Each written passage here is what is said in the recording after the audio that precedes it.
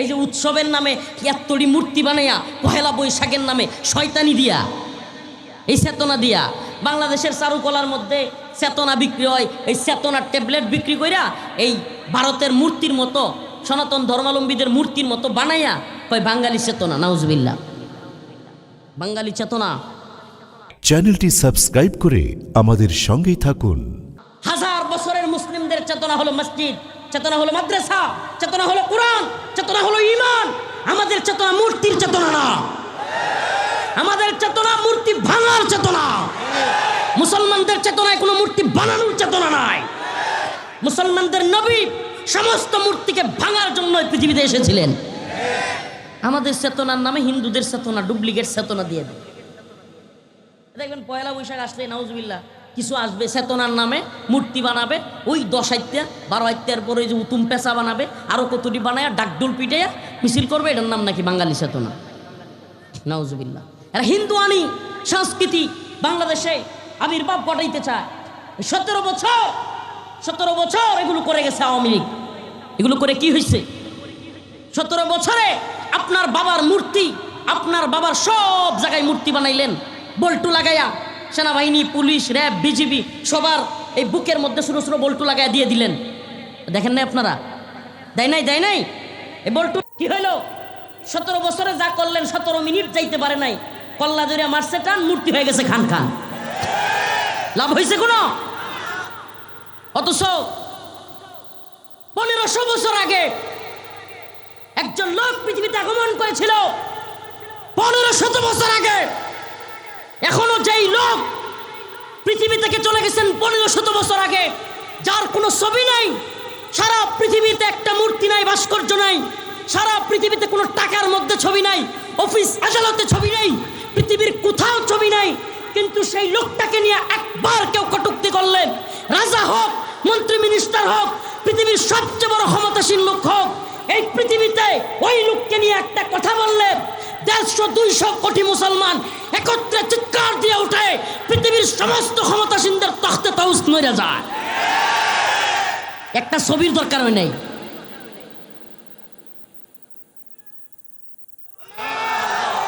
আল্লাহ রাসূল সাল্লাল্লাহু আলাইহি সাল্লামের একটা ছবি আছে? হ্যাঁ বলেন, আছে? ভাস্কর্য আছে, মূর্তি আছে, কিছু লাগে নাই। চেতনার ট্যাবলেটও বিক্রি করা লাগে নাই, মানুষকে বাধ্য করা লাগে নাই। সুবহানাল্লাহ, 1500 বছর চলে গেছে। মুহাম্মদ আরবির ভালোবাসা মানুষের অন্তরের ভিতরে এমনভাবে, সুবহানাল্লাহ, এখনো যে কেউ আল্লাহ নবীর নিয়ে কটূক্তি করলে পুরো পৃথিবী একবারে কাঁপে ওঠে। এই গোটা পৃথিবীর তথাকথিত গোড়ার ডিমের সুপার পাওয়াররা সহ ভয় পায় যে মুসলমানদের একটা জায়গায় মুসলমানদের কোনো স্যাক্রিফাইস নাই। মুসলমান এই জায়গায় স্যাক্রিফাইস করা যাবে না। আল্লাহর নবীকে নিয়ে যে গালি দিবে, মান সাব্বা নাবিয়ান ফাকতুলু, আল্লাহর নবীকে গালি দেওয়ার শাস্তি মৃত্যুদণ্ড, পৃথিবীতে থাকবার অধিকার নাই। প্রিয় ভাইরা আমার, কথাগুলো কেন বললাম? শুরু থেকে আপনাদেরকে বোঝানোর চেষ্টা করলাম ইসলামে ভালোবাসার কথা আছে, মানবতার কথা আছে, দরদের কথা আছে। কোনো অমুসলিমও যদি অসুস্থ হয় তাকে চিকিৎসা দেওয়ার কথা আছে। কোনো অমুসলিমও যদি নাউজুবিল্লাহ দর্শিতা হওয়ার চান্স থাকে তাকে বাঁচানোর কথা বলা আছে। বুঝলেন, আমাদেরকে এই শিক্ষা দেওয়া হয়েছে। কিন্তু আমাদের রসুলকে নিয়ে, দিনকে নিয়ে কেউ বাড়াবাড়ি করবে, আমাদের ইসলামকে নিয়ে, আল্লাহকে নিয়ে, আল্লাহ রসুলকে নিয়ে কেউ কটূক্তি করবে, তাকে ছাড় দেওয়া হবে? ছাড় দেওয়া যাবে? অসম্ভব। তাকে ছাড় দেওয়া যাবে না, কখনো ছাড় দেওয়া যাবে না। ছাড় ততক্ষণ চলবে যতক্ষণ সে ইসলামের গণ্ডির ভিতরে থাকবে। কথা বুঝতে পারছেন? বর্তমানে বাংলাদেশে আপনারা শুনলে আশ্চর্য হয়ে যাওয়ার কথা, বাংলাদেশের রাজধানী ঢাকায় শাহবাগ স্কয়ারে নাউজুবিল্লাহ এই সমস্ত সমকামীরা ওপেন রাস্তা বন্ধ করে দিচ্ছে, তাদের সমকামী আন্দোলন করছে। নাউজুবিল্লাহ বলবেন না? জনতা গিয়া দাওয়া দিছে, এখন তারা ভয় দেখাচ্ছে। কালবেলা একটা পত্রিকা ভিডিও করতেছে, কালবেলা সাংবাদিককে বলতেছে, হ্যাঁ ভিডিও করা বন্ধ করো। কোন পত্রিকা? মামলা করে দিব, কিন্তু জেলে নিয়ে যাব। কিন্তু চিন্তা করছেন সাহস কত বড়? এই সমকামীরা, এলজিবিটি, এই সমকামীরা এত দুঃসাহস দেখাচ্ছে যে বাংলাদেশের রাজধানী ঢাকার রাজপথে তারা নেমে আসছে এবং কালবেলার মতো প্রভাবশালী পত্রিকা কালবেলার বর্তমান মালিক মিয়া নুরুদ্দিন অপু ভাই, যিনি বর্তমান প্রধানমন্ত্রী তারেক রহমান সাহেবের খুব কাছের একেবারে ক্লোজ ভাইয়ের মতো পিএস সহকারী, এমন সহকারী যে দীর্ঘদিন এই প্রধানমন্ত্রীর জন্য জেল খাটছে। আমার সাথে ছিল 2.5 বছরের মতো একসাথে পাশাপাশি রুমে। এই দীর্ঘদিন জেল খাটছে, কারাগারে অত্যাচার করা হয়েছে, নির্যাতন করা হয়েছে, কিন্তু প্রধানমন্ত্রী তারেক রহমান সাহেবের বিরুদ্ধে ওনার মুখ দিয়ে কিছু বলাইতে পারে নাই। এত প্রভাবশালী লোকের পত্রিকা, এই পত্রিকা সাংবাদিককে এই সমকামীরা হুমকি দিচ্ছে, মামলা করে দিবে। আপনি কল্পনা করতে পারেন এরা কারা? ওই পশ্চিমারা, ওই লেসকাটা শিয়ালের দল। নিজেরা যেমন এই লেসকাটা শিয়ালের দল, এদের কোনো দিন নাই, ধর্ম নাই, ইমান নাই, আকীদা নাই, বিশ্বাস নাই। এরা যেমন বেহায়া বেলাজা হয়ে গেছে, সমাজকে ধ্বংস করে দিচ্ছে, ঠিক তেমনিভাবে আমাদের বাংলাদেশেও ওই পশ্চিমাদের নতুন এক চক্রান্ত, নাউজুবিল্লাহ, সমকামিতাকে প্রমোট করা, সমকামিতাকে নরমালাইজ করা। আপনি কল্পনা করতে পারেন সমকামিতা এতই ভয়াবহ। একজন নবী ছিলেন কওমে লুতের, লুত আলাইহিস সালাম। তার সময়ে কিছু লোকেরা এরকম আকৃষ্ট হয়ে গেছিল পুরুষে পুরুষে, নাউজুবিল্লাহ। তখন আল্লাহ পাক ওই কওমকে এমন এক আযাব দিলেন, ওই কওমকে পুরা উল্টায় দিলেন এবং পাথরের বৃষ্টি বর্ষণ করলেন। কিসের বৃষ্টি? পাথরের বৃষ্টি তাদের উপর বর্ষণ করলেন। কেন? আল্লাহ পাক তাদেরকে ভয়ঙ্কর শাস্তি, কিয়ামতের আগ পর্যন্ত যেন কেউ এই কাজগুলোর দুঃসাহস না করে, সেজন্য আল্লাহ পাক ভয়াবহ এক শাস্তি দিলেন। একে তো উল্টায় দিলেন এবং তাদের উপর পাথরের বৃষ্টি নিক্ষেপ করলেন।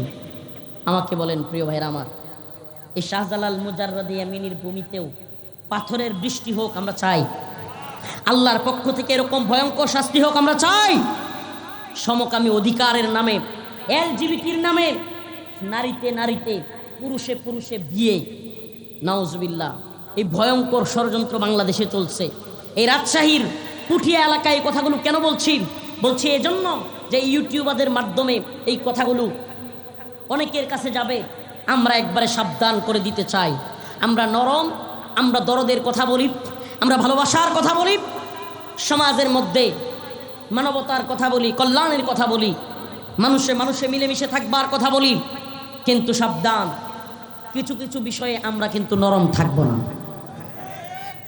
যদি বাংলাদেশে সমকামিতাকে বৈধতা দেওয়ার কোনো নীল নকশা হয়, বিগত ডক্টর মোহাম্মদ ইউনূসের সরকারের আমলে এই সমকামিতাকে সাপোর্ট করা একজন লোককে খুব প্রমোট করা হইতো।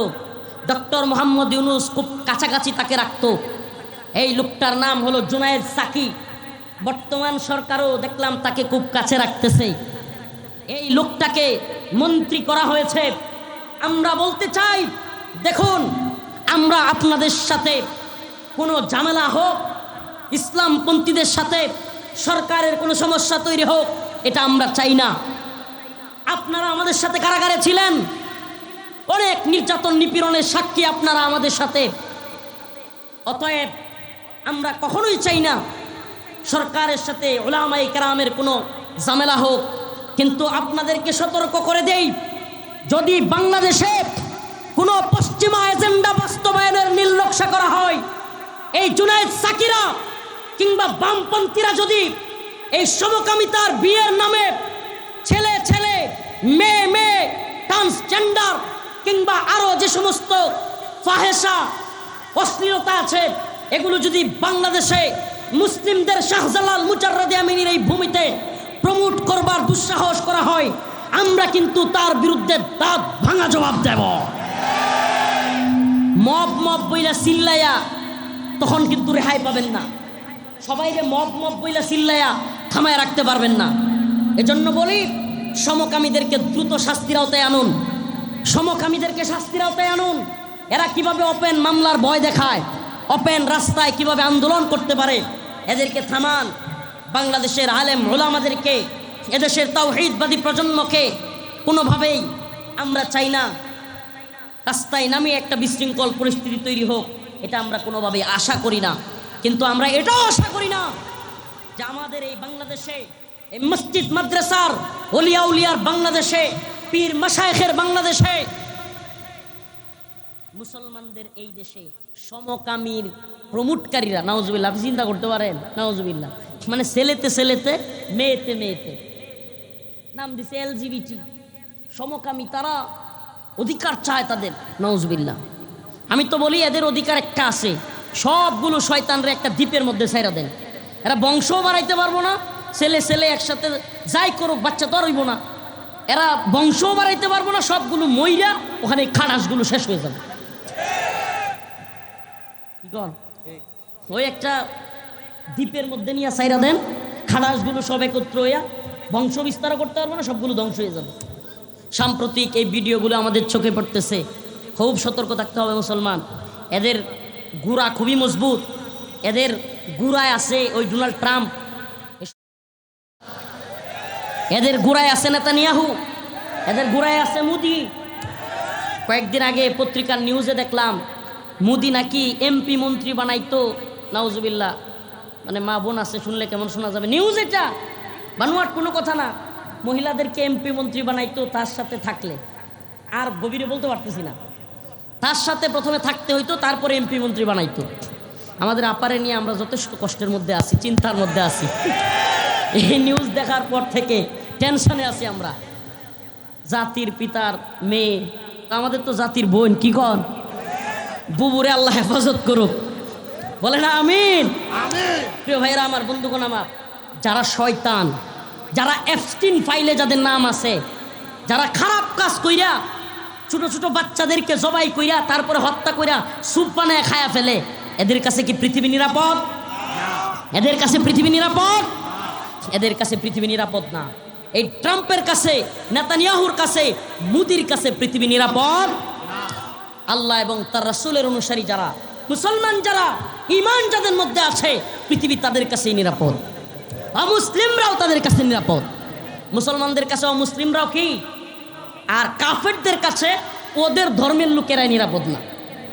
প্রিয় ভাইরা আমার, বন্ধু আমার, আজকের আলোচ্য বিষয়, আল্লাহ পাক বলেন, ওয়ালা ইয়াসালতাহুম লায়াকুলুন্না ইন্নামা কুন্না নাখুদু ওয়া নালআব কুল আবিল্লাহি ওয়া আয়াতিহি ওয়া রাসূলিহি কুনতুম তাস্তাহজিউন লা তা'তাযিরু ক্বাদ কাফারতুম বা'দা ঈমানিকুম।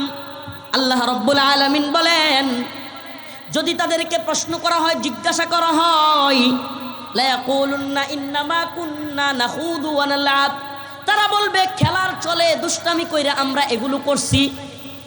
আল্লাহর রাসূলকে আল্লাহ বলেন, আপনি তাদেরকে বলেন, কুল আবিল্লাহি ওয়া আয়াতিহি ওয়া রাসূলিহি কুনতুম তাস্তাহজিউন। আপনি তাদেরকে প্রশ্ন করেন, আল্লাহ এবং তার রাসূলকে নিয়ে, তার আয়াতকে নিয়ে মজা করছিলে, লা তা'তাযিরু ক্বাদ কাফারতুম বা'দা ঈমানিকুম, তাহলে জেনে রাখো আল্লাহ এবং তার রাসূলকে নিয়ে যে মজা করে, তামাশা করে, ঈমান আনার পরে সে কুফরি করে ফেলছে, কাফের হয়ে গেছে। তাইলে বোঝা গেল আল্লাহ, তার রাসূল, কোরআনকে নিয়ে মজাও করা যাবে, তাচ্ছিল্য করা যাবে, যত বিধান হোক, আমার পছন্দ হোক বা না হোক, আমার পছন্দ হোক বা না হোক, আল্লাহর বিধান যদি হয়ে থাকে মাইনা নিতে হবে। কি করতে হবে? সামি'না ওয়া আতা'না। আল্লাহ পাক কোরআনে বলছেন যে মুসলমানদের হালত কি, ক্বালু সামি'না ওয়া আতা'না, তারা যদি শুনে কোনো কিছু তাহলে তারা বলে সামি'না ওয়া আতা'না, আমরা শুনলাম এবং মানলাম। সুবহানাল্লাহ। মুসলমানের কাজ কি? আল্লাহ এবং তার রাসূলের কথা, কোরআনের কথা, এই যে কোরআন আমার সামনে আছে, এই কালামুল্লাহ, বলেন এই কালামুল্লাহর ভিতরে যা আছে, সুবহানাল্লাহ, তার সব কিছু যদি আমি না মানি, একটা আয়াতও যদি আমি না মানি, আমি মুসলমান থাকবো? আমরা জানি ৬,৬০০ কয়টা আয়াত? ৬৬টা। এর মধ্যে যদি ৬,৬৬৫টা আয়াত মানি আর একটারে যদি না মানি, মনে করেন আমি জিহাদ করতে পারি না, কি করতে পারি না, ইসলামের জন্য কাফেরদের বিরুদ্ধে যুদ্ধ, এটা আমি করতে পারি না, আমার সাহস কম, কিংবা আমি দুর্বল, কিংবা আমি অসুস্থ। আল্লাহ চাইলে তাকে ক্ষমা করতে পারে। কিন্তু কেউ যদি জিহাদকে জঙ্গিবাদ বলে, জিহাদকে কেউ যদি সন্ত্রাস বলে, তাইলে আল্লাহর এই আয়াত অনুযায়ী তার ঈমান থাকবে, কোরআনের এই আয়াত অনুযায়ী তার কি থাকবে না, কারণ সে অস্বীকার করেছে। মনে করেন কেউ দুইটা বিয়ে করতে পারে না, এমনকি একটাও করতে পারে নাই, তার টাকা পয়সা নাই, কিংবা তার আর্থিক অবস্থান দুর্বল, কিংবা তার শারীরিক সক্ষমতা সমস্যা, বা যে কোনো কারণে। কিন্তু যদি কেউ একাধিক বিয়েকে ঘৃণা করে, এই বলেন মেয়ে হোক ছেলে হোক, যদি একাধিক বিয়েকে কেউ ঘৃণা করে, যে একাধিক বিয়ে করে তাকে যদি লুচ্ছা বলে, নাউজুবিল্লাহ, আল্লাহর এই আয়াত অনুযায়ী তার ঈমান থাকবে না। কারণ আল্লাহ বলছে ফানকিহু মা তাবা লাকুম মিনান নিসা মাসনা ওয়া সুলাসা ওয়া রুবা, তোমরা মহিলাদের থেকে মেয়েদের থেকে পছন্দ অনুযায়ী 2টা 3টা 4টা পর্যন্ত বিয়ে করো। তবে যদি ভয় পাও যে সমবন্টন করতে পারবা না, অধিকার আদায় করতে পারবা না, তাইলে একটা পর্যন্তই থাকো। কিন্তু যদি সম অধিকার বন্টন ইনসাফ তার প্রতিষ্ঠা করতে পারো, তাইলে 2টা 3টা 4টা পর্যন্ত করা। এটা আল্লাহ কোরআনের বিধান। এখন যদি কেউ এটাকে ঘৃণা করে, তার কি থাকবে না? বলেন কি থাকবে না? কারণ এটা কোরআনের আয়াত। আমি এক দারোগারে পাইছিলাম রিমান্ডে থাকা অবস্থায়, পল্টন থানায়। কোন থানায়? পল্টন। নামটা সম্ভবত জাহিদ। এই বদমাইশ আমাকে প্রশ্ন করছে একাধিক বিয়ে নিয়ে। আমি কোরআনের এই আয়াত বলছি, এমন রাগান্বিত হয়েছে, সে সেন্ট্রি ওই কনস্টেবল যে দাঁড়ায় থাকে চাবি নিয়ে বন্দুক নিয়ে, পরে বলতেছে দরজা খুলেন, আমার মারবে। আমি আয়াত বলেছি, ও কয় কি কয় একটা নিয়ে থাকতে পারি না, আবার 2-3টার বয়ান করস। আরে তোর যদি সমস্যা থাকে, তুই একটা নিয়ে থাকতে পারস না, কিংবা তোর বউ তোরা পিডা, এটা তোর হইতে পারে। তোর শারীরিক অক্ষমতা কিংবা তোর মানে মেন্টালি ওই রকম গায়রত নাই, ওই রকম ব্যক্তিত্ববোধ নাই তোর বউকে নিয়ে থাকা, তাই বইলা একাধিক বিয়েকে ঘৃণা করবা, তাইলে তোমার ঈমান থাকবে না। আবারও বলছি, কেউ তার স্বামীকে একাধিক বিয়ে করতে দিতে চায় না, কোনো মা বোন যদি থাকে, তাইলে তার আবার ঈমান চলে যাবে না। এটা ভালোবাসার কারণে সে দিতে চায় না। এটা কিসের কারণে? এটা তার মোহাব্বত, তার স্বামীকে অন্য একজন স্ত্রীর সাথে, অন্য একটা মেয়ের সাথে সে দেখতে চায় না, এটা তার ভালোবাসার কারণে, এজন্য ঈমান চলে যাবে না। কিন্তু যদি সে ঘৃণা করে, কি করে? আল্লাহর এই বিধানটাকে ঘৃণা করে, এমনকি অন্য কারো সামর্থ্য থাকা সত্ত্বেও বিয়ে করার কারণে, একাধিক বিয়ের কারণে সে যদি ঘৃণা করে, তাইলে তার ঈমান থাকবে না। ভালোভাবে বুঝেন মাসআলা। সব এক্ষেত্রে সব, জিহাদকে কেউ ঘৃণা করলে তার ঈমান থাকবে না।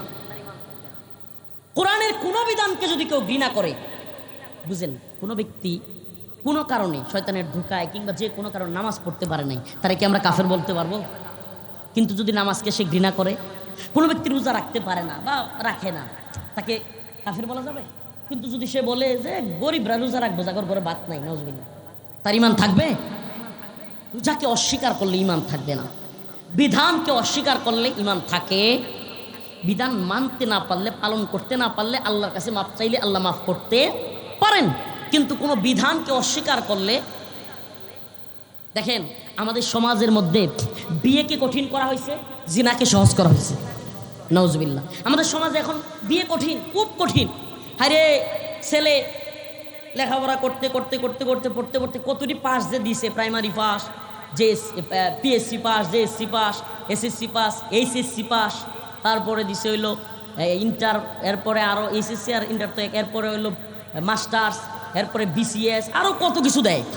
দেয় কি দেয় না? ওমা এরপরও হ্যাঁ বিয়ে করতে ডরায়। প্রিয় ভাইরা আমার, আমাদের সমাজও বিয়েকে কঠিন করা হচ্ছে, এমন কঠিন করা হয়েছে, আগে নিজের পায়ে দাঁড়া, সামনের পায়ে দাঁড়ায় আছে। এখন বলা হয় নিজের পায়ে দাঁড়া, ইনকাম কর, অনেক টাকা পয়সা। যেই বাবার অনেক সম্পদ আছে, চাইলে তার সন্তানকে বিয়ে করাইতে পারে, তবুও বিয়ে করায় না। প্রিয় ভাইরা আমার, বন্ধুগণ, এই সমাজে যত জিনা বাড়তেছে, যদি আপনার ছেলে আপনার মেয়ে দেরিতে বিয়ে দেওয়ার কারণে অশ্লীল সম্পর্ক করে, নাউজুবিল্লাহ, এমনও মেয়ে পাওয়া যাচ্ছে যেই মেয়ে দেরিতে বিয়ে দেওয়ার কারণে বিয়ে হচ্ছে না, এখন ভিন্ন ধর্মের ছেলের সাথে গিয়া চলে যাচ্ছে। এই কয়দিন আগে সিলেটের একটা ঘটনা ঘটছে, নাউজুবিল্লাহ।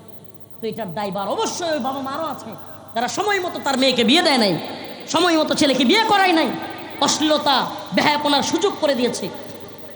আমি তো বলি, এই যে কয়েকদিন আগে দেখছেন না, বাংলাদেশে একটা মেয়ে বিয়ে করেছে, শিমরিন লুবাবা, অল্প বয়সে সে বিয়ের সিদ্ধান্ত নিয়েছে।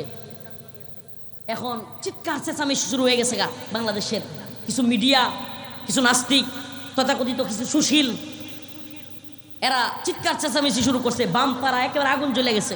হ্যাঁ, আরে 18 হয় নাই, আরে প্রাপ্তবয়স্ক হয় নাই, এখনই বিয়ে করে ফেলছে। মনে করেন 365 দিনে বছর হয় না, কয় বছর, কয় দিনে বছর হয়? এখন মনে করেন একজনের বয়স 17 বছর, 364 দিন, কয় দিন? 17 বছর 364 দিনে প্রাপ্তবয়স্ক হইল না, একদিন যাওয়ার পরে হুট করে সে প্রাপ্তবয়স্ক হয়ে যায়। কি হাস্যকর কথা, কি হাস্যকর কথা। এদেরকে বলি হাস্যকর নিয়ম কানুন আইন কানুন দিয়া এই বাল্য বিয়ের নামে বিয়েকে কঠিন কইরা এদেশে জিনাকে সহজ করা হচ্ছে। বাংলাদেশের 2 জন প্রধানমন্ত্রীর মা শেখ হাসিনার আম্মা, শেখ মুজিবের স্ত্রী শেখ ফজিলাতুন্নেসা, শেখ মুজিবের সাথে বিয়ে হয়েছে কয় বছরে জানেন? মাশাআল্লাহ 9 বছর। কয় বছর? 9 বছর মাত্র। গুগল আছে, এখন তো ইন্টারনেট আছে, চ্যাট জিপিটি আছে, সহজ তথ্যগুলো চাইলেই যাচাই করা যায়। এখন কি কয় যে যারা কম বয়সে বিয়ে দেয় ওদের বাচ্চা কাচ্চা হইলে পরে মেধাবী কম হয়, জ্ঞান শূন্য হয়, এই সে হয়, পুষ্টির অভাব থাকে। তাহলে শেখ মুজিবের মাইয়া হাসিনার কি পুষ্টির অভাব আছে না মেধার অভাব আছে? হ্যাঁ, প্রধানমন্ত্রী দিয়ে হয়েছে, 17 বছর দেশ ভেজে খাইছে। বিগত প্রাইম মিনিস্টার ভারতের বিরুদ্ধে বলিষ্ঠ যিনি ভূমিকা রেখেছিলেন, কখনোই যে মহিলা আপোষ করেন নাই, এই বর্তমান প্রধানমন্ত্রীর আম্মা, সাবেক 3 বারের প্রধানমন্ত্রী, ওনার বিয়ে হয়েছিল রাষ্ট্রপতি জিয়াউর রহমান সাহেবের সাথে কয় বছরে জানেন? বেগম জিয়ার বয়স হয়েছে 14 বছরে। কয় বছর বলেন? কয় বছর? 14, 15 বছর চলে রানিং, ওই অবস্থায় বিয়ে হয়েছে। আমাকে বলেন, তাইলে তো আমরা দেখি যারা কম বয়সে বিয়ে হয় এরা প্রধানমন্ত্রী হয়। কম বয়সে যেই মাইয়ারা বিয়ে হয় কিংবা যেই মেয়েদের ঘর থেকে কম বয়সে বাচ্চা হয় ওরা দিয়ে প্রধানমন্ত্রী হয়। তো যে আহাম্মকের দল কয় কম বয়সে বিয়ে দিলে বাচ্চার পুষ্টির সমস্যা হয়, বাচ্চা জ্ঞানী কম হয়, বাচ্চা মেধাবী কম হয়, ওমা কম বয়সে বিয়ে হইলে তো খালি প্রধানমন্ত্রী হয়। এগুলা বোঝা গেল গাঁজাখুরি কথা। কিসের কথা? কোনো মির্জিল আছে? এই 2টা তত্ত্ব দিলাম, 2টাই সার্চ দিবেন, প্রয়োজনে যাই না নিবেন। শেখ হাসিনার আম্মার বিয়ে হয়েছে 9 বছরে শেখ মুজিবের। মানে আল্লাহ আমার সৃষ্টি করলো, পৃথিবী সৃষ্টি করলো, আসমান জমিন সৃষ্টি করলো, এই মানুষদেরকে সৃষ্টি করলো, সমুদ্র সৃষ্টি করলো, চন্দ্র নক্ষত্র সৃষ্টি করলো, সব সৃষ্টি করলেন আল্লাহ। আল্লাহ মানুষের সৃষ্টি করলেন। হাই হাই, এই রাজশাহীর মানুষের সাথে নেত্রকোনার মানুষের চেহারা মিল নাই। শুধু নেত্রকোনা না, আরবে গেলাম, মক্কা মদিনায় গেলাম, নেত্রকোনার একজন মানুষের চেহারার সাথেও মিল নাই। সুবহানাল্লাহ। এমনকি এখানে হাজার হাজার মানুষ বসে আছে, কারো চেহারার সাথে নাক মুখ সবকিছু মিলানো যায় না। সুবহানাল্লাহ।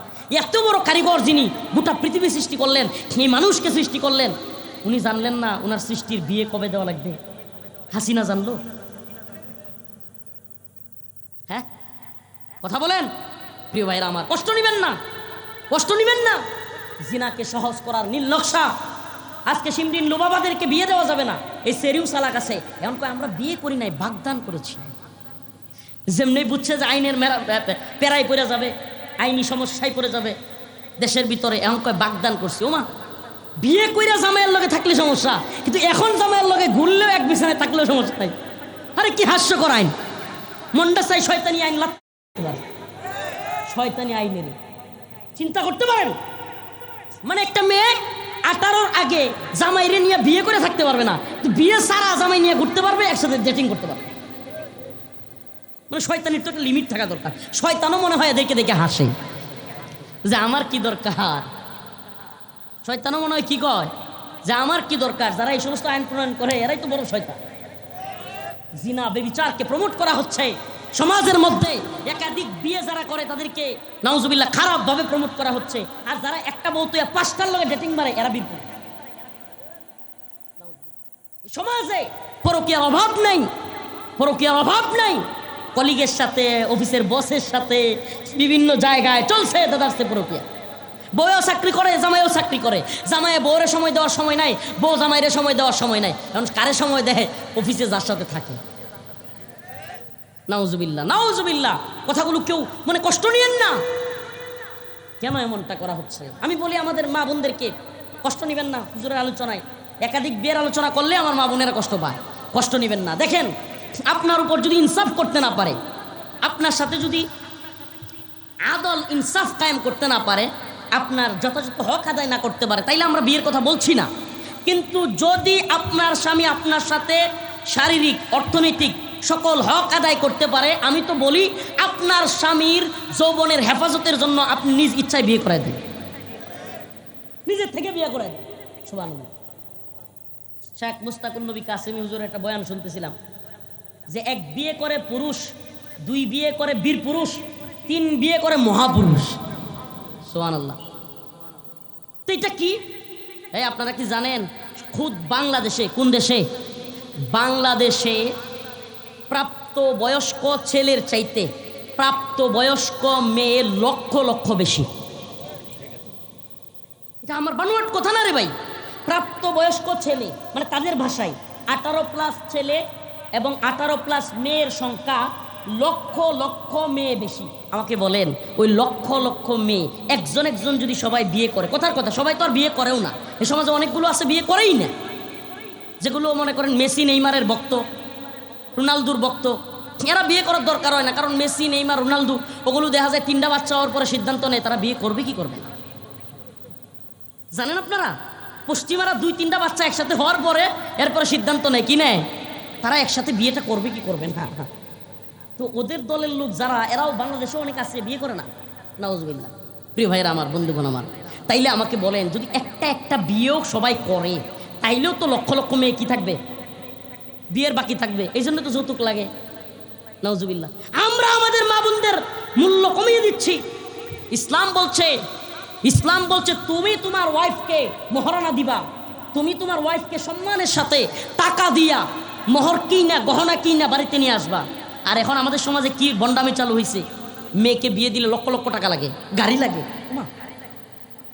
অনেক এলাকায় তো গাড়ি ছাড়া বিয়ে হয় না। আর জামাইয়ের বাপগুলো আশায় থাকে আমার ছেলের একটা হুন্ডা পাইতি আছে, নাউজুবিল্লাহ। প্রিয় ভাইরা আমার, বন্ধুগণ আমার, এই সমাজ, এই কালচার কেন তৈরি হয়েছে? কারণ আমরা বিয়েকে কঠিন করে ফেলছি, জিনাকে সহজ করেছি। আল্লাহ রাসূল সাল্লাল্লাহু আলাইহি সাল্লামের কাছে এক সাহাবী আসছেন, বসে আছেন। ইতিমধ্যেই একটা মহিলা আসছে, অমুসলিম।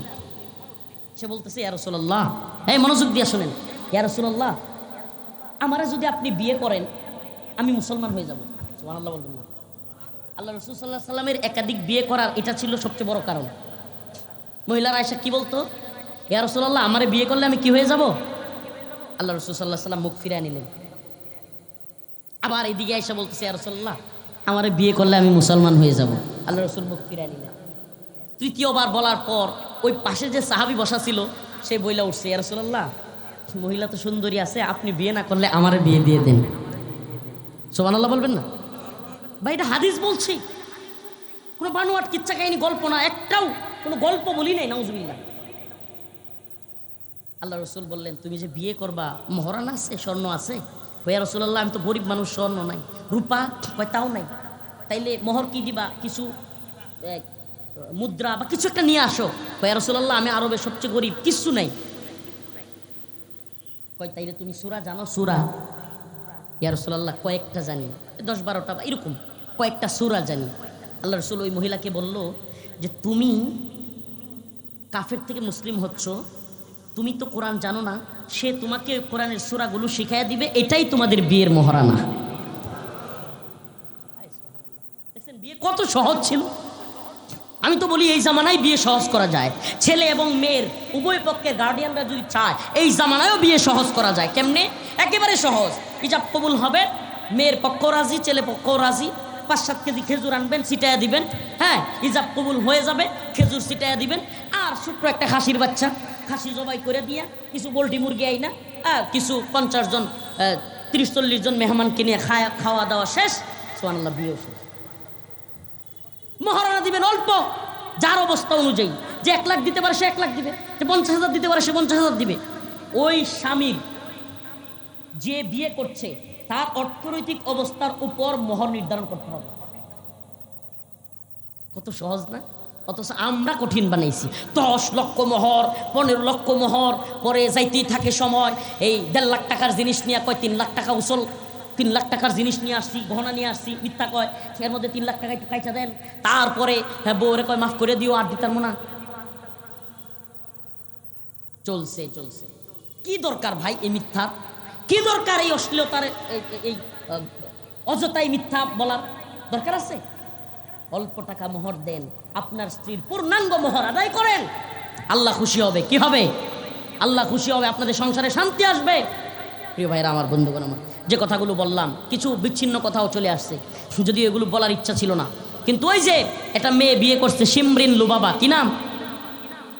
অল্প বয়সে বিয়ে করছে, নাস্তিক পাড়ায়, বাম পাড়ায়, সুশীল পাড়ায় আগুন জ্বলে গেছে। এখন এই মেয়ে চিন্তা করছে যে আইনিভাবে তো 18 নিচে মেয়েদের বিয়ের নিয়ম নাই, এখন আমার তো ফাঁসাইয়া দিবে, ঝামেলায় পড়ে যাব। এখন এই মেয়ে বলে আমরা বাগদান সেরেছি, প্রাপ্তবয়স্ক হলেই বিয়ে করবো, এর আগ পর্যন্ত একসাথে থাকবো। প্রিয় ভাইয়ের আমার, বন্ধুগণ আমার, এই যে অশ্লীলতা, এই যে বেহায়াপনা, এই যে নোংরা পরিবেশ, এতে করে আল্লাহর বরকত আমাদের দেশে আসবে নাকি আল্লাহর বরকত উল্টা আল্লাহর শাস্তি আসবে? প্রিয় ভাইরা আমার, বন্ধুগণ আমার, এই জন্য এই জায়গাগুলোতে, ইসলামের এই জায়গাগুলোতে আমাদেরকে একটু কঠোর হতে হবে, আমাদেরকে শক্ত হতে হবে। আমি তো বলি আপনাদের সন্তানদেরকে অল্প বয়সে বিয়ে করান। আল্লাহ আমার একটা ছেলে দিছে, ইনশাআল্লাহ নিয়ত আছে বালেগ হওয়ার সাথে সাথে বিয়ে করাই দিন, একবার অল্প বয়সে। যদি মামলা দেয়, হুজুর ওপেন করতেছেন, মামলা হইলে হয়ে যাবো গা, বাপ্পুত মিলে জেলে জমগা, তো বিয়ে করেছেন। এইভাবে নিয়ত করেন, আপনার ছেলেও পড়বে, আপনার বৌমাও পড়াশোনা করবে, সমস্যা আছে কোনো? ওরা দুইজন পড়াশোনা করবে, সমস্যা নাই, খরচ চালাবেন। আল্লাহ তাআলা আপনাকে, ওই যে জিনা করলো না আপনার সন্তান, এই জন্য আপনাকে জান্নাত দিবেন। আর যদি আপনার ছেলে অন্য মেয়ের সাথে ফিল্ডিং মারে, বেহায়াপনা, অশ্লীলতা করে, যাই নাও না জানার বান্ধবীরা থাকেন, কিছুদিন পরে হঠাৎ শুনেন ছেলে মেয়ে নিয়ে পালাইছে, আমার কপালটা শেষ করছে, ও তো লেখাপড়া করাইলাম টাকা পয়সা দিয়ে, এখন কান্দেন কে? এখন কান্দেন কে? আপনার কান্না মানায় না, আপনার উচিত ছিল বিয়ে দেওয়া। প্রিয় ভাইরা আমার, বন্ধুগণ আমার, প্রিয় বাবারা আমার, চাচারা আমার, মারা আমার, চাচিরা আমার, কষ্ট নেবেন না কথাগুলোতে। আল্লাহ তাআলা আমাদের সবাইকে ইসলামকে, দ্বীনকে বুঝার তৌফিক দান করুন। আর জোরে বলেন আমিন।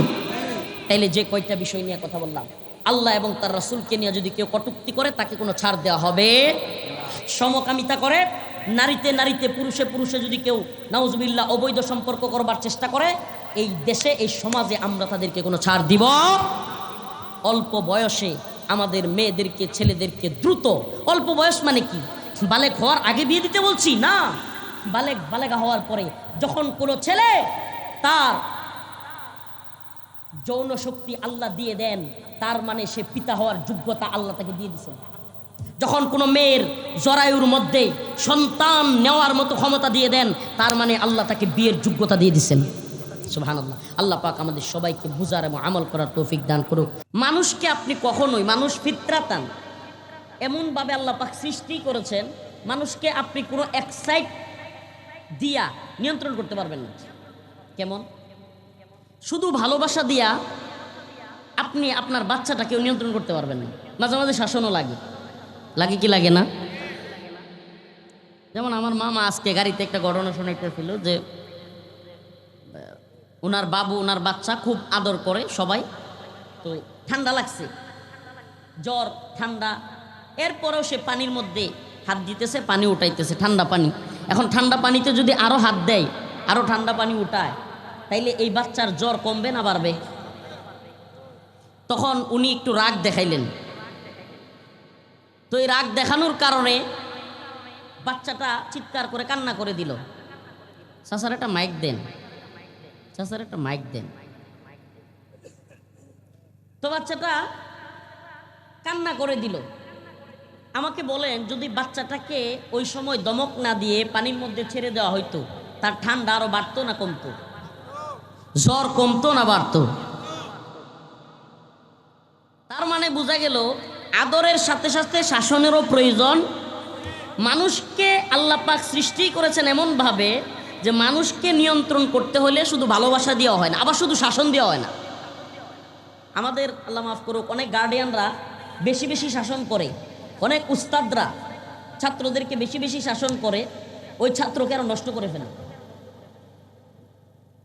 এটা কথা মনে রাখবেন, শাসন করে সে, সুহাগ করে যে। শাসন করে সে, সোহাগ করে যে, আদর করবে, যে ভালোবাসবে, সেই লোকেরই অধিকার আছে বাচ্চাকে শাসন করা। কিন্তু যে শাসন করে শুধু আদর করে না, সোহাগ করে না, ওর শাসন কোনোদিন কাজে লাগবে না। উল্টা ওর শাসন বুমেরাং হবে, উল্টা ওই বাচ্চা আরও মানসিকভাবে উল্টা হয়ে যাবে, মানসিকভাবে হিটলারের মন মানসিকতার হবে। হিটলারের জিন্দিগি বললে পাওয়া যায়, এগুলো তো আর কোরআন হাদিস না, বাস্তবতা আল্লাহ পাক ভালো জানে। যে ওর মা নাকি মারা গেছিল, ওর সৎ মা ওকে লালন পালন করতে গিয়ে অনেক কষ্ট দিছিল। ও ওই রাগান্বিত হইতে হইতে হইতে হইতে আস্তে আস্তে মানসিকভাবে এমন হার্ড হয়ে গেছিল। আপনি দেখবেন যে কোনো সংসারে যদি মা মারা যায়, বাচ্চাদেরকে অতিরিক্ত শাসন করে সৎ মা কিংবা বাবা বা সংসারের কেউ, ওই বাচ্চাগুলো দেখবেন মানসিকভাবে খুব রাগান্বিত হয় এবং খুব রাগী হয়, জেদি হয়। প্রিয় ভাইরা আমার, বন্ধুগণ আমার, এই কথাগুলো বলবার উদ্দেশ্যটা একটু পরে আমার এই আয়াতের আলোচনার সাথে ঢুকলেই বোঝা যাবে। ডাক্তার, এতক্ষণ তো বাবা মার কথা বললাম, ডাক্তাররা কি করেন? ডাক্তারদের দুইটা দিক।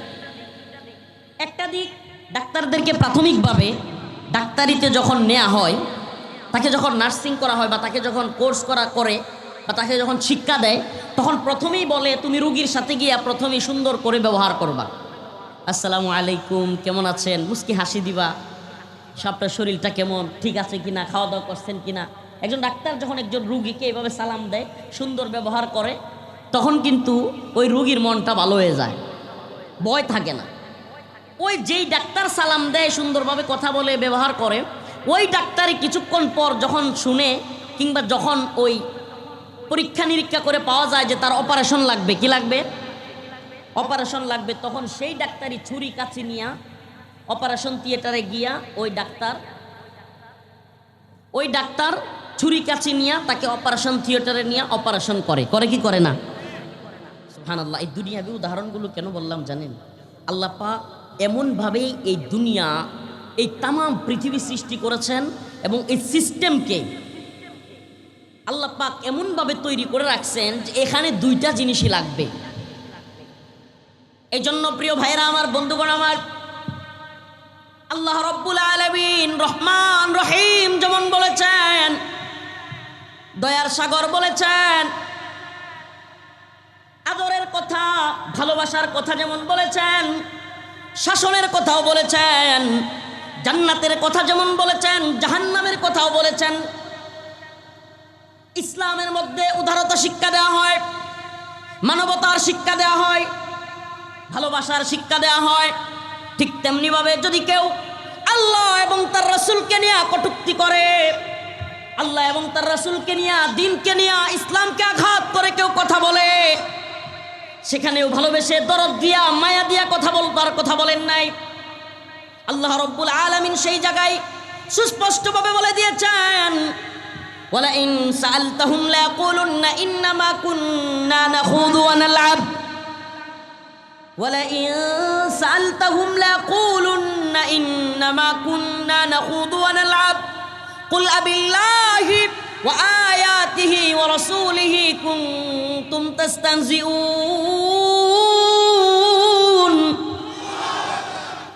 আল্লাহ রাব্বুল আলামিন বলেন, ও নবী, হে রাসূল, আপনি জিজ্ঞেস করেন, হে আমার প্রিয় হাবিব, আপনি তাদেরকে জিজ্ঞেস করেন, ওয়ালা ইন সাআলতাহুম লা ইয়াকুলুন্না ইন্নামা কুন্না নাখুযু ওয়া নালআব।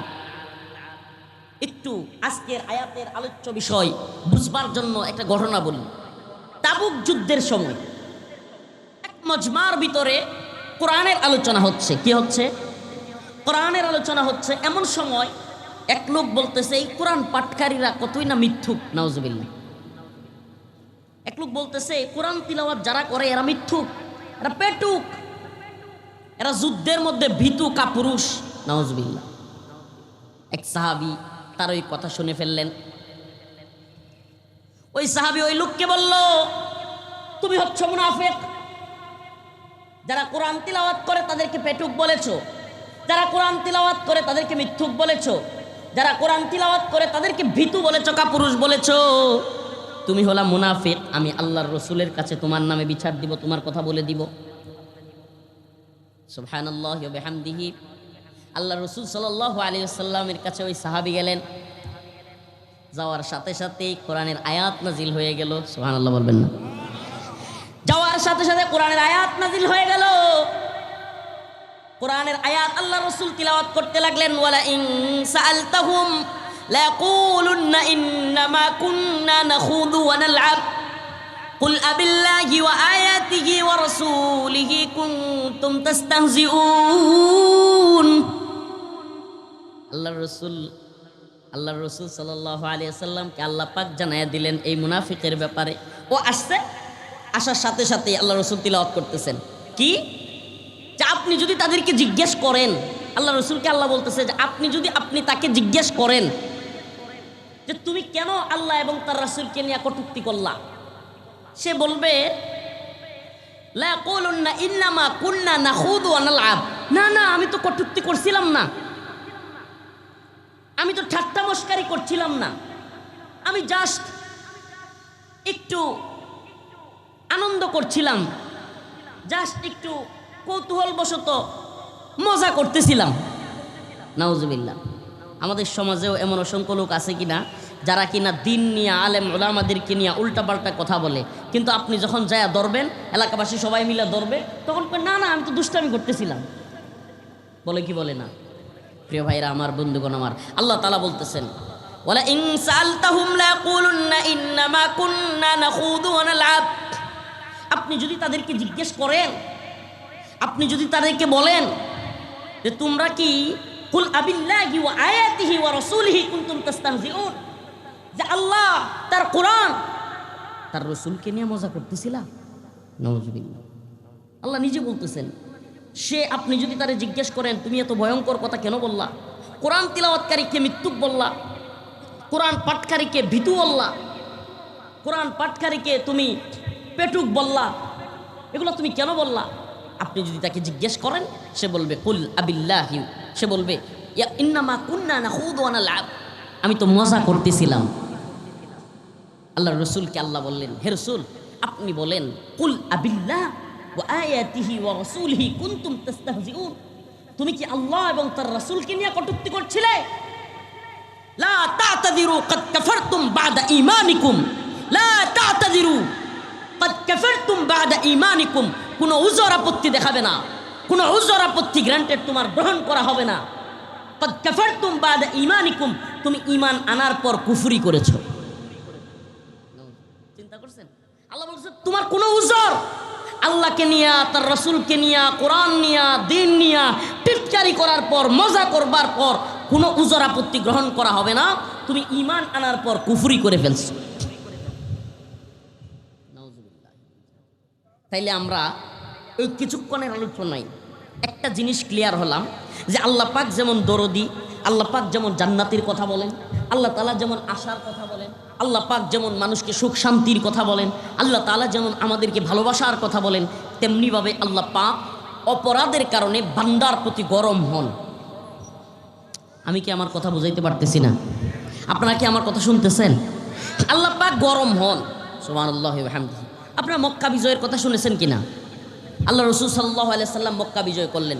মুহূর্তটা কেমন আপনারা একটু বলি, মুহূর্তটা কেমন? মনে করেন একদল লোক আপনারে আহত করলো, আপনার সন্তানকে হত্যা করলো, আপনার সামনে আপনার স্ত্রীকে লাঞ্ছিত করলো, এলাকায় নাউজুবিল্লাহ নির্যাতন করলো, নিপীড়ন করলো, এরপরেও তার খায়েশ মিটে নাই। শেষ পর্যন্ত আপনার এলাকা থেকে আপনার পরিবার, আপনি সহ সবাইকে তাড়িয়ে দিল। আপনি আপনার রাষ্ট্রে থাকতে পারবেন না, অন্য এক দেশে চলে গেলেন। একবার কল্পনা করেন, অন্য ওই দেশে যাওয়ার পর আপনি সংগঠিত করলেন লোকজনকে, আপনি সংগঠিত হলেন, তারপর আবার আপনি পূর্বের দেশ বিজয়ী করলেন, ফিরে আসলেন। আমারে বলেন, ওই যেই লোক আপনার বাড়িঘর থেকে তাড়াইছে, যেই লোক আপনাকে আঘাত করছে, যেই লোক আপনার স্ত্রীকে নির্যাতন করছে, আপনি তাকে ক্ষমা করতে পারবেন? সুবহানাল্লাহি ওয়া বিহামদিহি, সুবহানাল্লাহি ওয়া বিহামদিহি। ইন্না ফাতাহনা লাকা ফাতহাম মুবিনা। আল্লাহ রাব্বুল আলামিন আল্লাহর রাসূলকে সুস্পষ্ট বিজয় দান করেছিল। মক্কা নগরী থেকে যেই সাহাবায়ে কেরাম সহ আল্লাহর রাসূলকে বিতাড়িত করা হয়েছিল, সাহাবায়ে কেরামকে হত্যা করা হয়েছিল, তাদের সন্তানদেরকে হত্যা করা হয়েছিল। তাদের স্ত্রীদেরকে লাঞ্ছিত করা হয়েছিল।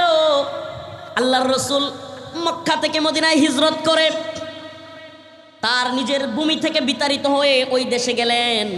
ওই দেশে গিয়া সংগঠিত হলেন, ঈমানের দাবিতে সাহাবাই কেরামকে সংগঠিত করলেন।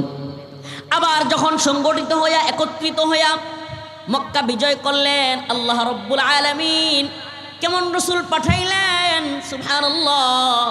আল্লাহর রসুল সমস্ত কাফেরদেরকে ক্ষমা ঘোষণা করে দিলেন। মনে করেন আপনি একটা দলের নেতা, আপনি একটা দলের নেতা। এখন আমনের দলের প্রায় লোকদেরকে হত্যা করা হয়েছে, আমনের দলের লোকদেরকে আহত করা হয়েছে, আপনার দলের লোকদের নারীদেরকে লাঞ্ছিত করা হয়েছে, তাদের সন্তানদেরকে হত্যা করা হয়েছে। এখন আপনার দল বিজয়ী হয়েছে, এখন আপনি বললেন যে আমি সবারে মাফ করে দিলাম, কারো কোনো বদলা নিব না। আমি চ্যালেঞ্জ করলাম, পৃথিবীতে কোনো দলের নেতা নাই যেই দলের নেতাকে ওই নেতার কর্মীরা মানবে না, বলবে লিডার আপনার এই কথা মানি না, আমরা তাদেরকে হত্যা করব। আমাদেরকে হত্যা করছে আমরা হত্যা করব, আমাদেরকে বাড়ি ছাড়া করছে আমরাও বাড়ি ছাড়া করব। দেখেন নাই বাংলাদেশেও একদল যখন বুঝছে যে 17 বছরের ক্ষমতা শেষ, সবগুলো ভাব দাদা 14 গোষ্ঠী মিলিয়া 300 এমপি সহ সব পালাইছে। পৃথিবীর ইতিহাসে মনে হয় এমন নজির নাই যে সব আসনের এমপিরা পালাইছে। মন্ত্রী, এমপি, প্রধানমন্ত্রী, রাষ্ট্রপতি, স্পিকার, এই কি বলে ইমাম সহ পালাইছে, জাতীয় মসজিদের খতিব সহ পালাইছে। তাইলে আপনি চিন্তা করেন, আল্লাহ রাসূল সাল্লাল্লাহু আলাইহি ওয়াসাল্লাম যখন সাহাবাই কেরামকে নিয়ে বিজয় করলেন, এর চাইতেও বেশি নির্যাতন আল্লাহ রাসূলকে তার সাহাবীদেরকে করা হয়েছিল। কিন্তু যখন তিনি ফিরে আসলেন কি বললেন? ক্ষমা ঘোষণা করা হলো, ক্ষমা ঘোষণা করা হলো। কিন্তু আল্লাহর রসুলকে যে গালি দিয়েছিল, এই এত ক্ষমার ভিতরেও আল্লাহর রসুল বললেন যে আমাকে, আমার আল্লাহকে এবং দ্বীনকে উপহাস করত, গালাগালি করত, এদের কোনো ক্ষমা নাই। সুবহানাল্লাহ বলবেন না? এই জিনিসটা বোঝানোর জন্যই আজকের আলোচনা। আমাদের দেশে কওমে লূতের কাজ প্রমোট করবার চেষ্টা করা হবে।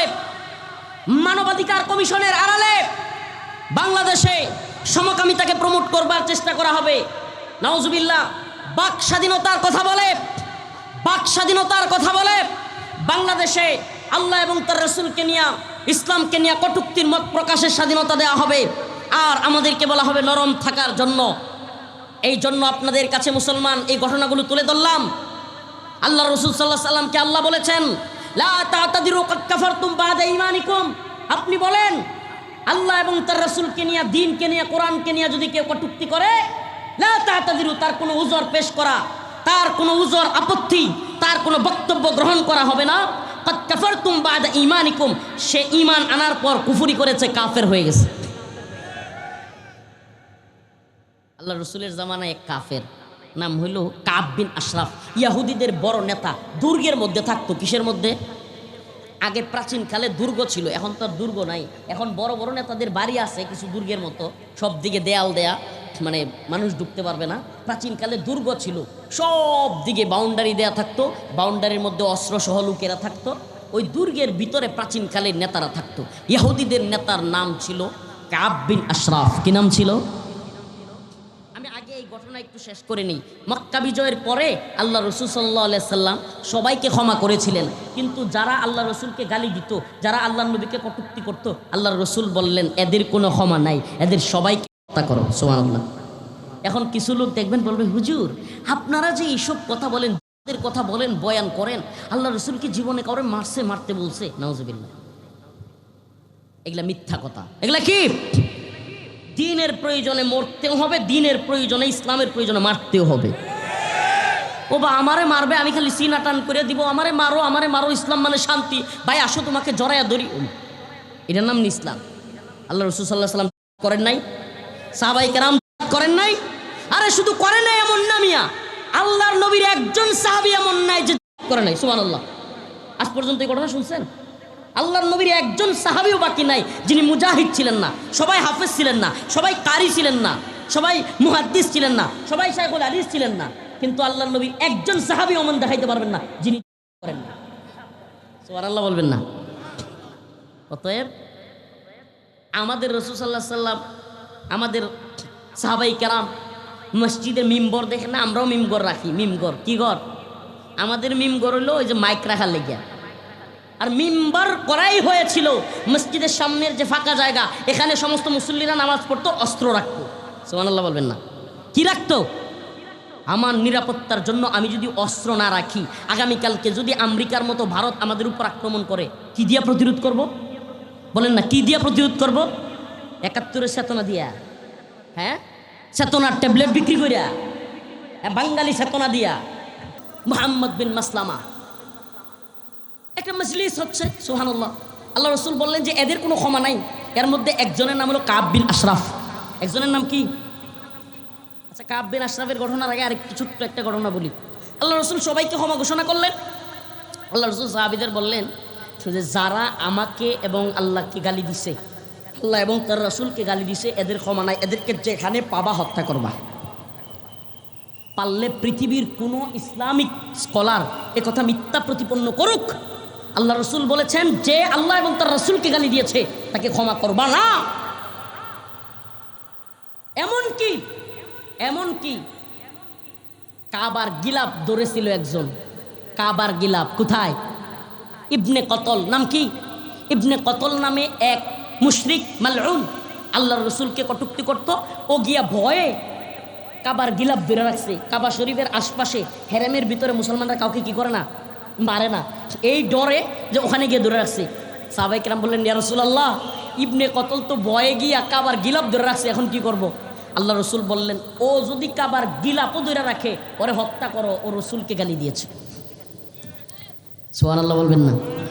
কাব বিন আশরাফ ইহুদিদের বড় নেতা, দুর্গের ভিতরে থাকতো। এই বদমাইশ এত বড় সড়ো চেহারা ছিল, হাদিসের মধ্যে আসছে তৎকালীন আরবে কাব বিন আশরাফের মতো মানুষ পাওয়াই কঠিন ছিল। এত বড় দামরা, একবারে বডি লম্বা, সব বিশাল মানুষ। 7-8 জন 10 জনও তার সাথে পারবে না যুদ্ধ করে, এরকম শক্তিশালী মানুষ। কাব বিন আশরাফ আল্লাহ রসুলকে কটূক্তি করতো, গালি দিত। আল্লাহ নবীর শুধু গালি দিত না, নাউজুবিল্লাহ, আল্লাহ রসুল সাল্লাল্লাহু আলাইহি সাল্লামকে নিয়ে কবিতা বানাইতো, কটূক্তিমূলক কবিতা, নাউজুবিল্লাহ, ব্যঙ্গচিত্র, ব্যঙ্গ করে কবিতা লিখত। আল্লাহ রসুল সাল্লাল্লাহু আলাইহি সাল্লাম মজলিসের ভিতরে সাহাবাই কেরামকে বললেন, হে আমার সাহাবারা, তোমাদের মধ্যে কে আছো যে কাব বিন আশরাফ, সুবহানাল্লাহ বলবেন, আশা প্রকাশ করতেছে, আশা। মুহাম্মদ বিন মাসলামা রাদিয়াল্লাহু আনহু দাঁড়ায় গেলেন, ইয়া রাসূলুল্লাহ, আপনি কি পছন্দ করেন আমি কাব বিন আশরাফকে হত্যা করি? আল্লাহ রসুল বললেন, হ্যাঁ। তখন মুহাম্মদ বিন মাসলামা বললেন, ইয়া রাসূলুল্লাহ, তাইলে আমারে একটু অনুমতি দেন, আমি একটু গাল গল্প করব, খুশ গল্প করব, মানে বানায়া গল্প আছে না, বানায়া সিনায়া কিচ্ছা, এগুলা বলবো, এগুলার অনুমতি দেন। সুবহানাল্লাহ বলবেন, আল্লাহর রসুল মিথ্যা গল্প বলার অনুমতি দিলেন? হ্যাঁ দিলেন। সুবহানাল্লাহ। কেন দিলেন? যুদ্ধ হলো কৌশলের নাম। যুদ্ধ কিসের নাম? যুদ্ধের মধ্যে আপনি যদি সব সত্য কথা বলে দেন প্রতিপক্ষকে, তাহলে আপনি যুদ্ধে জিততে পারবেন? আপনার প্রতিপক্ষকে যদি জানায় দেন আপনি কোথায় অস্ত্র রাখছেন, কোথায় গোলা বারুদ রাখছেন, সব সত্য কথা বলে দেন, তাহলে কি আপনি যুদ্ধে জিততে পারবেন? আল্লাহ রসুল সাল্লাল্লাহু আলাইহি সাল্লাম বললেন, ঠিক আছে, অনুমতি দেওয়া হলো। কাব বিন আশরাফের কাছে মুহাম্মদ বিন মাসলামা রাদিয়াল্লাহু আনহু তার সাথে আরও 2-3 জনকে নিয়ে গেলেন। একজনের নাম সম্ভবত আবু নাইলা রাদিয়াল্লাহু আনহু।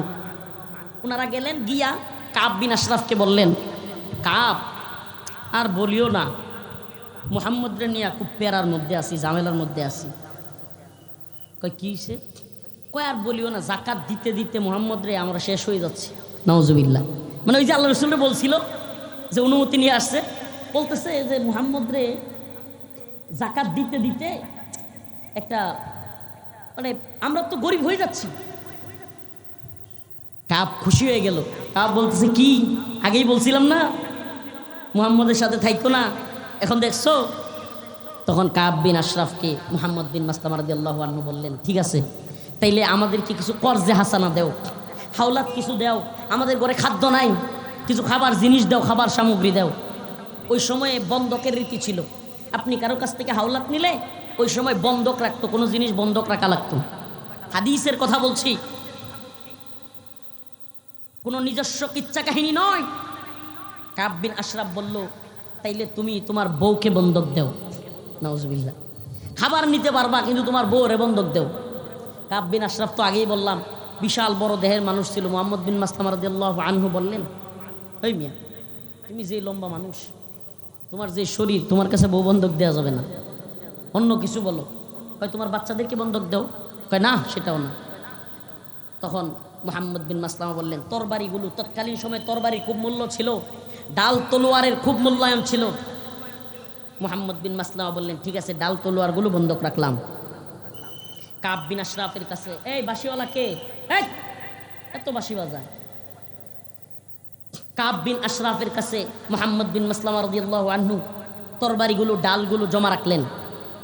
কাব বিন আশরাফের কাছ থেকে কিছু জিনিস নেবেন, সুবহানাল্লাহ ওয়া বিহামদিহি, কৌশল করলেন। কাব বিন আশরাফ সেও সরল মনে চিন্তা করলো, আরে মুহাম্মদ রে যে লোকেরা গালি দেয়, যে লোকেরা মুহাম্মদ রে গালি না, যে লোকেরা মুহাম্মদের বিরুদ্ধে কথা বলতেছে, এরা তো আমার লোক। তখন কাব বিন আশরাফ তার দুর্গ থেকে বাইর হইল। কি করলো? তার দুর্গ থেকে বের হইল।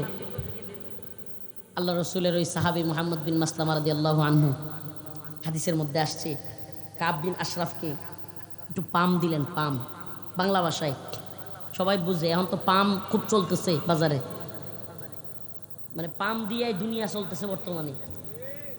ওয়ার্ডের নেতা ইউনিয়নের নেতারে পাম দেয়, ইউনিয়নের নেতা থানার নেতারে পাম দেয়, থানার নেতা জেলার নেতারে পাম দেয়, জেলার নেতা বিভাগের নেতারে পাম দেয়, বিভাগীয় নেতা জাতীয় নেতাদেরকে পাম দেয়। এভাবে পাম দিয়া তেল দিয়া তেলেসমাতি চলতেছে। যদিও দেশে তেল নাই, কিন্তু পামের তেল আছে। তো মুহাম্মদ বিন মাসলামা রাদিয়াল্লাহু আনহু উনি কাব বিন আশরাফে বললেন, কাব, তুমি তোমার চুলের মধ্যে কি সুগন্ধি ব্যবহার করো? তুমি যে চুলের মধ্যে এত সুঘ্রাণ আসতেছে, এত সুঘ্রাণ তোমার চুল থেকে আসতেছে, কি সুগন্ধি ব্যবহার করো? লম্বা মানুষ, চুলের সুগন্ধি, মানে তার চুল থেকে ঘ্রাণ আসতেছে, শুই না একবার খুশিতে গদগদ হয়ে গেল গা, খুব খুশি হয়েছে। লম্বা মানুষ এমনিও পাম দিলে খুব খুশি হয়, লম্বা মানুষ একটু ব্যাকল টাইপের হয়। তো খুব খুশি হয়ে বলতেছে যে, মানে একটা নাম বলতেছে সে। তখন মুহাম্মদ বিন মাসলামা রাদিয়াল্লাহু আনহু বললেন, তোমার মাথা থেকে একটু সুগন্ধি নিব, তুমি তোমার মাথাটা একটু আগায় দিবা, তোমার মাথার এত সুন্দর ঘ্রাণ, একটু আগায় দাও। মানে আসলে কথা হইল কি জানেন, মনে করেন 6 ফুট লম্বা এই মোটা তাজা মানুষটা যদি ধরাশায়ী করতে হয়, ওরে কিন্তু যুদ্ধ করে ধরাশায়ী করা যাবে। ওরে ওইভাবে ধরাশায়ী করতে গেলে পরিস্থিতি ভিন্ন হইতে পারে, এমনকি ও আঘাত কইরা ওনাকেও মারা ফেলতে পারে। এই জন্য উনি কৌশল করলেন। এক পর্যায়ে কাব বিন আশরাফ বুঝতে পারলো না, সে খুশিতে সে কল্লাটা মুহাম্মদ বিন মাসলামা রাদিয়াল্লাহু আনহুর দিকে আগায় দিল, যে নাও সুগন্ধি নাও, মানে মাথা থেকে সুঘ্রাণ নিবে। যেমনে আগায় দিছে, মুহাম্মদ বিন মাসলামা রাদিয়াল্লাহু আনহু এমনি পেঁচ দিয়া ধরছে। দইরাই অন্যদেরকে বললেন, দাও বেটা খুব, সুবহানাল্লাহ, একেবারে জায়গায় কল্লা ফেলে দিছেন। দৌড়ায়া দুর্গের কাছেই যেহেতু মারছে, দৌড়ায়া গেছে আল্লাহ রসুলের কাছে। আল্লাহ রসুল সাল্লাহ সাল্লামকে গিয়া পূর্ণ ঘটনা বলছে। আল্লাহ রসুল সাল্লাহ সাল্লাম ঘটনা শুনে এমনভাবে হেসে দিলেন যে হাদিসে আসছে, আল্লাহ রসুল সাল্লাহ সাল্লামের হাসলে দাঁত দেখা যেত না, কিন্তু ওই দিন ওনার হাসিতে দাঁত দেখা গিয়েছিল। কাব বিন আশরাফ জায়গায় শেষ, জায়গায় শেষ। আল্লাহ রসুল সাল্লাহ সাল্লামকে নিয়ে কটূক্তি করেছে, জায়গায় হত্যা করা হয়েছে। আল্লাহ রসুল সাল্লাহ সাল্লাম খুশি হয়েছে। সুবহানাল্লাহ। কিছু কিছু বিষয়ে এর মানে এই ঘটনাগুলো, এগুলো আমার কোনো ব্যক্তিগত বানোয়াট কোনো কিচ্ছা কাহিনী না, কোনো শায়েকের পীরের কিচ্ছা না, এগুলা আল্লাহ এবং তার রসুলের কোরআন সুন্নাহর কথা। কেন আমি তুলে ধরলাম এই জন্য যে ইসলামে অন্যান্য বিষয় নিয়ে স্যাক্রিফাইস থাকলেও কিছু কিছু বিষয় আছে যেগুলোতে কোনো স্যাক্রিফাইস নাই। আরো কিছু বিষয় আছে আল্লাহ এবং তার রাসূল চরম রাগান্বিত হইতেন। কওমে লূতের ঘটনা। কওমে লূত নারীদেরকে বাদ দিয়া পুরুষদের দিকে আকর্ষণ, নাউজুবিল্লাহ, পুরুষে পুরুষে এই ধরনের জঘন্য কাজ, ইসলামে এগুলোর কোনো ক্ষমা নাই। বলবেন হুজুর এই কথা কেন বলছেন?